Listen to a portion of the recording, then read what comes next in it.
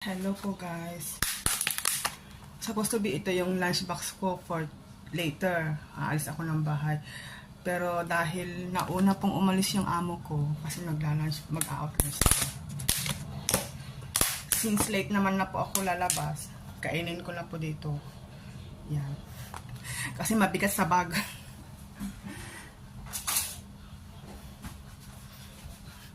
Kainin na lang po natin. Mabigat po sa bag yung itong baon natin. Ito po yung chassis. Hindi po siya napanis guys kasi malamig, medyo malamig na po ngayon ang Hong Kong. At saka made po siya. Hindi siya basta-basta mapanis. Yung bang walang halong ingredients na madaling mapanis. Kaya kain po tayo guys.